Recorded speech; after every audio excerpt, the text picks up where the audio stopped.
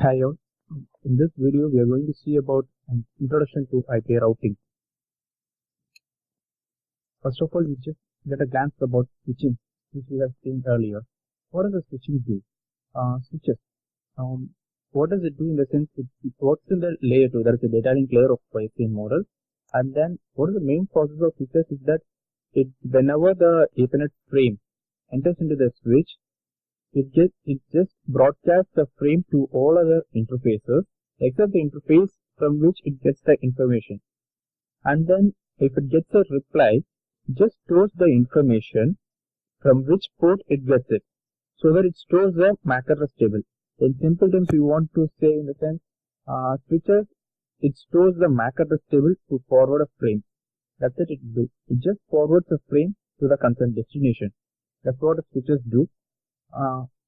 In case of routing, routers also do the same process, but instead of Ethernet frames, it chooses a packet.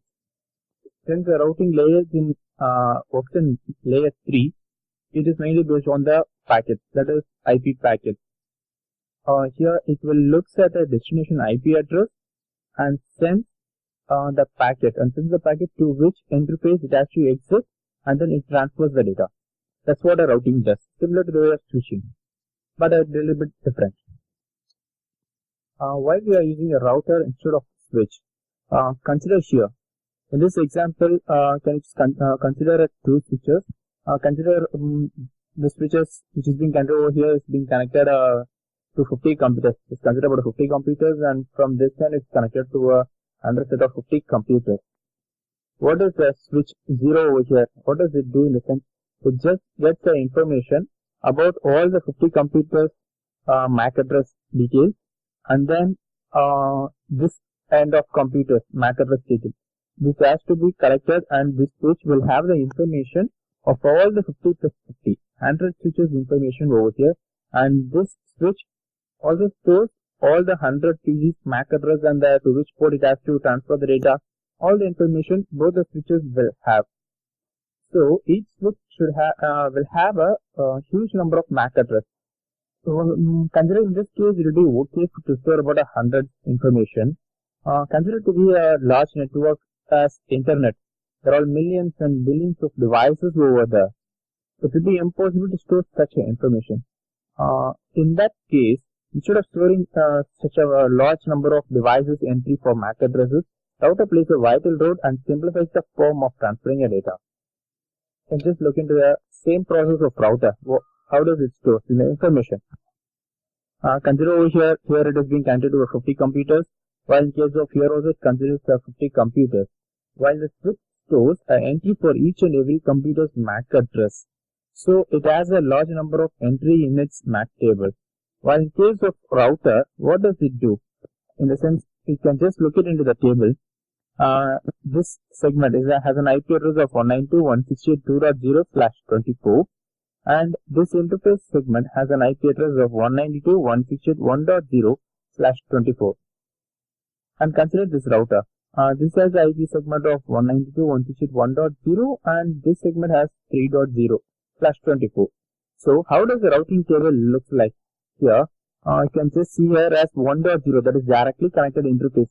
That is a router's interface compared with the concerned segment. It's been showing as directly connected, and this 2.0 and 1.0 will be showing as a directly connected, that is a connected, and the 3.0, that is this segment that is beyond another router.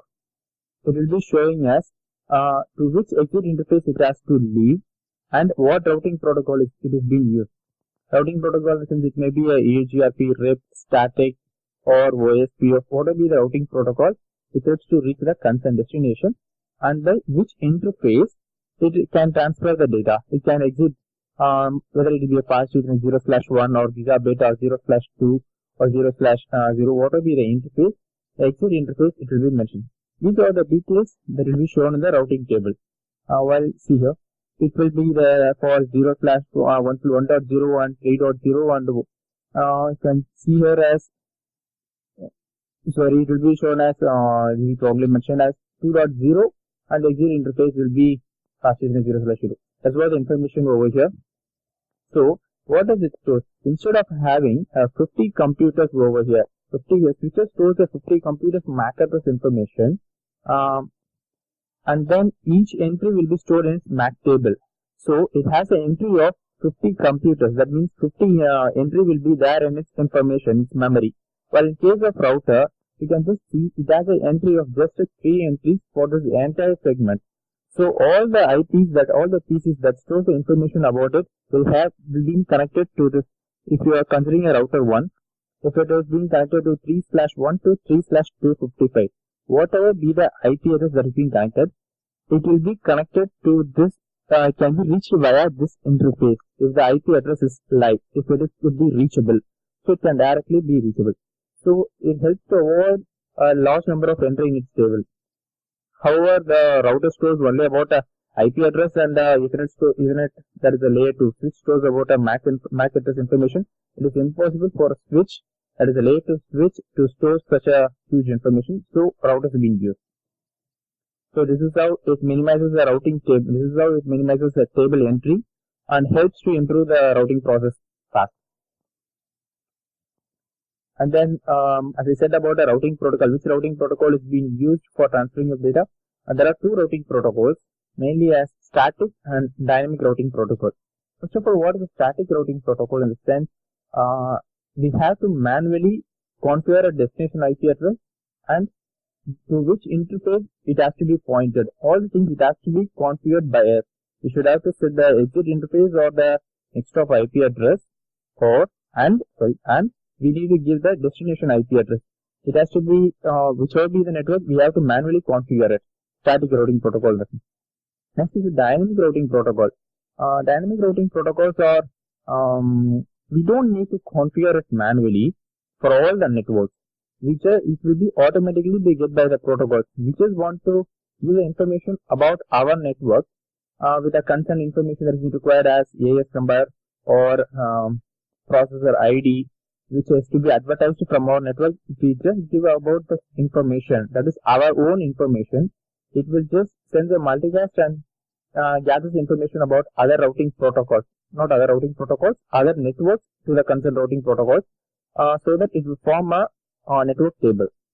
So in simple words, we want to say means dynamic routing protocols will automatically fetch the information, that is the network information, dynamically. It will automatically get the network information by using these routing protocols. We don't need to configure it manually. The protocols that is being used for dynamic or RIP, EUGRP, OSPF. So this is how the routing protocols. That's it. Thanks for watching. Until next time.